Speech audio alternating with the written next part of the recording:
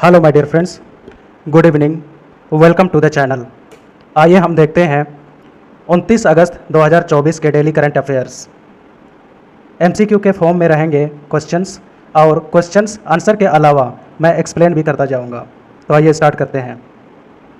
First question है, recently the annual week long meeting of the PIF has commenced on August 26, 2024 in Nuku'alofa, Tonga. Nuku'alofa Tonga में है। यहाँ पे start हो गई है annual week long meeting start हो गई है PIF की।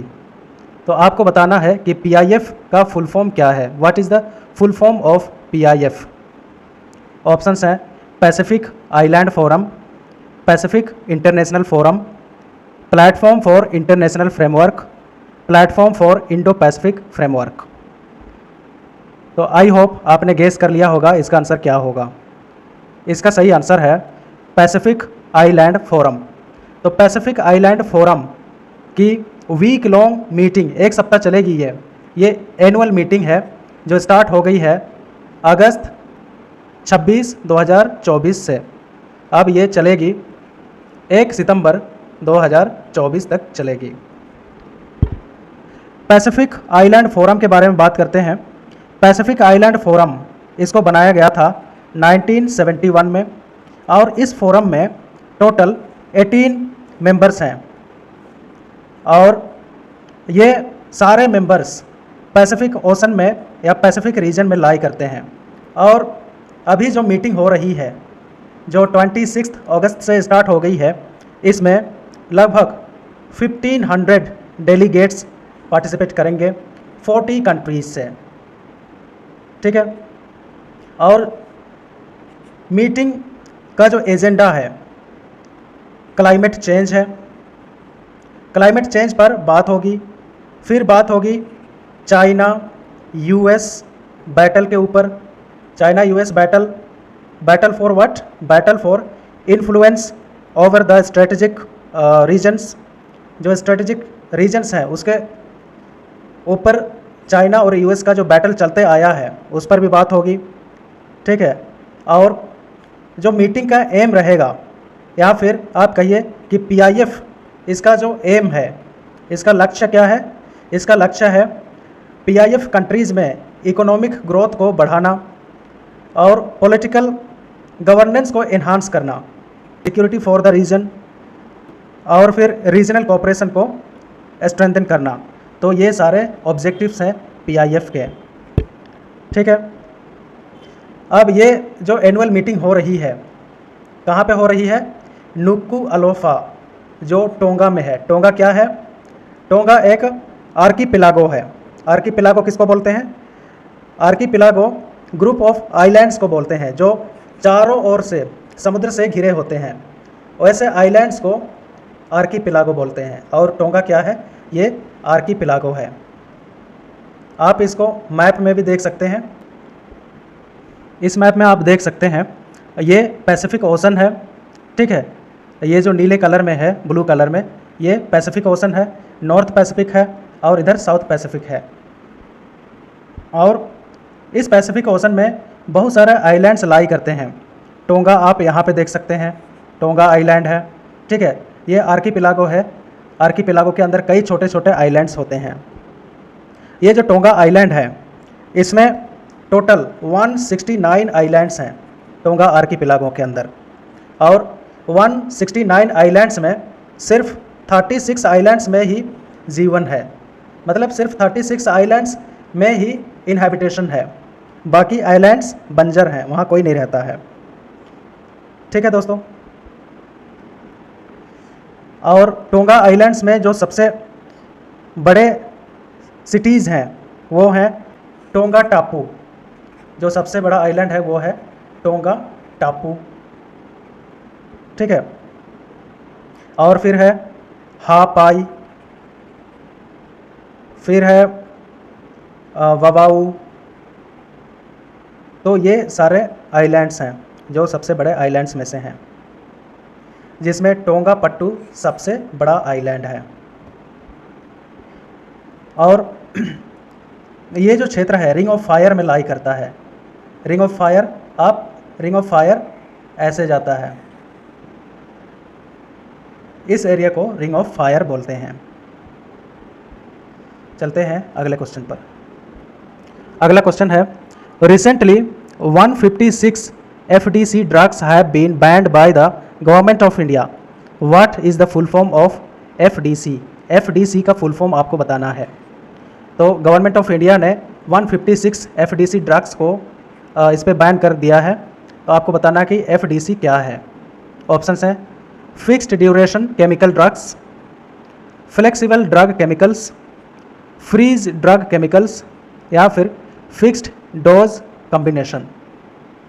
तो आई होप आपने गेस कर लिया होगा। इसका सही आंसर होगा fixed dose combination, option D is the correct answer. अब FDC क्या होता है ये थोड़ा सा हम समझते हैं। इसका फुल फॉर्म होता है फिक्स्ड डोज कॉम्बिनेशन।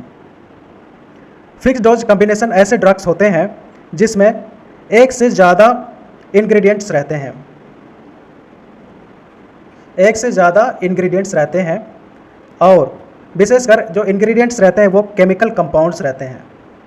ठीक है, क्योंकि इसमें बहुत सारे इंग्रेडिएंट्स रहते हैं, मोर देन 1 इंग्रेडिएंट्स रहते हैं, इसलिए ये बहुत सारी बीमारियों का एक साथ इलाज करने की क्षमता रखते हैं। मतलब जब आप बीमार पड़ते हैं तो अलग अलग बीमारियों के लिए अलग अलग डोज लेते हैं, अलग अलग दवाइयाँ लेते हैं, लेकिन जो FDC ड्रग्स होते हैं इसमें कई बीमारियों की दवा एक में ही रहती है, एक पिल में ही रहती है, सिंगल पिल में रहती है या सिंगल कैप्सूल में रहती है। ठीक, मतलब एक दवाई खाइए और बहुत सारी बीमारियों का इलाज करिए, ये होता है FDC। ठीक है, विशेषकर इसको TB की बीमारी में FDC दिया जाता है, प्रिस्क्राइब किया जाता है। डायबिटीज़ के मरीज़ को भी FDC प्रिस्क्राइब किया जाता है। ठीक है, लेकिन कई बार क्या होता है कि इसका साइड इफ़ेक्ट बहुत ज़्यादा होने लगता है, क्योंकि जिस बीमारी का आप ट्रीट नहीं करना चाहते हैं या फिर आपको वो बीमारी है ही नहीं, लेकिन FDC दवाई में उस बीमारी का भी इलाज है जो आपको नहीं है। ठीक है, जो बीमारी आपको नहीं है, लेकिन जब वो खा लेंगे तो इसमें साइड इफ़ेक्ट पड़ेगा, क्योंकि वो बीमारी आपको है ही नहीं और आपने उस बीमारी की दवा खा ली, तो इसलिए इसके वजह से साइड इफ़ेक्ट बहुत ज़्यादा देखने को मिलता है। ठीक है, समझ गए? तो गवर्नमेंट ऑफ इंडिया ने इसीलिए बहुत सारी दवाइयों को बैन कर दिया, क्योंकि इसके साइड इफ़ेक्ट बहुत ज़्यादा देखने को मिल रहे थे। चलते हैं अगले क्वेश्चन पर। अगला क्वेश्चन है, Jezero crater is situated in which planet? यहाँ पे प्लानेट कर लीजिएगा, प्लानेट्स हो गया है। In which planet Jezero crater is situated in which planet? किस प्लानेट में जेजेरो क्रेटर स्थित है? ऑप्शंस हैं Venus, Mars, Jupiter, Saturn. I hope आपने गेस कर लिया होगा। इसका सही आंसर होगा मार्स। तो मार्स में सिचुएटेड है जेजेरो क्रेटर। ठीक है, जेजेरो क्रेटर क्या है? जेजेरो क्रेटर दोस्तों ये ये मार्स में स्थित एक क्रेटर है, और नासा ने परसेवरेंस रोवर भेजा है इस क्रेटर को स्टडी करने के लिए। ठीक है, इस क्रेटर से स्टोन्स लाने के लिए। ठीक है, नासा ने भेजा है परसेवरेंस रोवर। परसेवरेंस रोवर ने इस क्रेटर को, यहाँ पे आप देख सकते हैं पिक्चर में, इस क्रेटर के फ्लोर तक गया। ये आप रोवर यहाँ पे देख सकते हैं। रोवर क्या होता है? ये किसी भी प्लैनेट में घूम घूम करके वहाँ की मिट्टी को स्टडी करता है, पत्थरों को स्टडी करता है। ठीक है, उसको देखता है, वहाँ की तस्वीर भेजता है और उस तस्वीर की स्टडी की जाती है। ठीक है, तो इस क्रेटर के फ्लोर तक गया, एकदम नीचे तक गया। इसके बाद क्योंकि इस फ्लोर से इस रिंग तक इसकी ऊंचाई जो है 1000 फीट है, इस 1000 फीट तक ट्रेवल करना होगा परसेवरेंस रोवर को। ठीक है, इसके बाद यहाँ तक ट्रेवल करके यहाँ से 22 रॉक सैंपल्स उठा के लाएगा। इमेज में साफ पता चल रहा है कि इस क्रेटर में कभी पानी हुआ करता था और इसीलिए यहाँ पे एक अनुकूल पर्यावरण था। एंशंट टाइम में यहाँ पे जीवन पनपता था, ये स्टडी में पाया गया है। और ये परसेवरेंस रोवर को नासा ने कब भेजा था? 2021 में। ठीक है, अभी 3 साल हो चुके हैं 2024 में। चलते हैं अगले क्वेश्चन पर।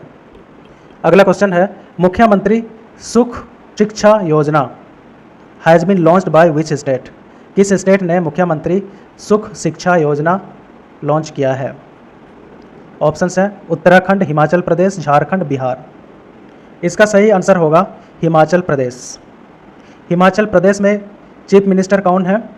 सुखविंदर सिंह सुक्खू, और सुख उसी के नाम पर पड़ा है, सुख। ठीक है, हालांकि इसका मीनिंग कुछ और है। सुख का मतलब होता है हैप्पीनेस। यहाँ पे आप देख सकते हैं स्कीम के बारे में। स्कीम के अंतर्गत हर साल 53,000 करोड़ रुपए खर्च किया जाएगा। 53.21 करोड़ रुपीज़ हर साल खर्च किया जाएगा, और इससे वल्नरेबल फैमिलीज़ की हेल्प की जाएगी। ठीक है, जैसे widows, destitute women, divorced women, parents with disabilities, इनकी सहायता की जाएगी ताकि ये अपने बच्चों को अच्छे से पढ़ा सकें, अच्छी शिक्षा दे सकें। फाइनेंशियल असिस्टेंस कितना दिया जाएगा? 1,000 rupees per month for each child under 18 years old. ठीक है, बच्चे की उम्र 18 से कम होनी चाहिए, 18 वर्ष से कम होनी चाहिए, तभी उनके पेरेंट्स को इसका लाभ मिलेगा। इसमें विडोज, डेस्टिट्यूट वुमेन, ठीक है, divorced women, parents with disability, जिनके माता पिता डिसेबल हैं, उनको दिया जाएगा इस योजना का फ़ायदा। चलते हैं अगले क्वेश्चन पर। How many industrial smart cities are to be built in India as per the recent cabinet approval? हाल ही में कैबिनेट ने अप्रूव किया है इंडस्ट्रियल स्मार्ट सिटी स्कीम को। तो इस स्कीम के अंतर्गत कितने इंडस्ट्रियल स्मार्ट सिटी बनाए जाएंगे इंडिया में? ऑप्शंस हैं 10, 12, 15, 20। आई होप आपने गेस कर लिया होगा। इसका सही आंसर होगा 12 स्मार्ट सिटीज़ बनाए जाएंगे, industrial smart cities. Smart cities तो 100 बनाए जाएंगे, लेकिन इंडस्ट्रियल स्मार्ट सिटीज़ 12 बनाए जाएंगे। 12 सिटीज़ बनाए जाएंगे 10 स्टेट्स में। ये 10 स्टेट्स कौन से हैं? उत्तराखंड, पंजाब, महाराष्ट्र, केरला, उत्तर प्रदेश, बिहार, तेलंगाना, आंध्र प्रदेश और राजस्थान। इसका ऑब्जेक्टिव क्या होगा? FDI को अट्रैक्ट करना फ्रॉम सिंगापुर, स्विट्ज़रलैंड एट्सेट्रा। और इस पर कितना खर्च किया जाएगा? 28,000 करोड़ रुपए, 28,602 करोड़ रुपए खर्च किया जाएगा। चलते हैं अगले क्वेश्चन पर। As per the recent PwC India report, India's digital transaction is to triple in next how many years? कितने सालों में ये 3 गुना हो जाएगा? ऑप्शंस हैं 5 ईयर्स, 7 ईयर्स, 10 ईयर्स या 2 ईयर्स। इसका सही उत्तर होगा 5 ईयर्स। तो 5 साल में ये ट्रिपल हो जाएगा डिजिटल ट्रांजैक्शन इन इंडिया। ठीक है, कुछ फिगर्स देख सकते हैं। 2023-24 में 159 बिलियन डिजिटल ट्रांजैक्शन किए गए थे। ठीक है, और अब PwC इंडिया रिपोर्ट में कहा गया है कि 2028-29 तक ये 481 बिलियन हो जाएगा। मतलब डिजिटल ट्रांजैक्शन की जो संख्या होगी वो 481 बिलियन हो जाएगा। और मार्केट भी ग्रो करेगा, डबल ग्रो करेगा।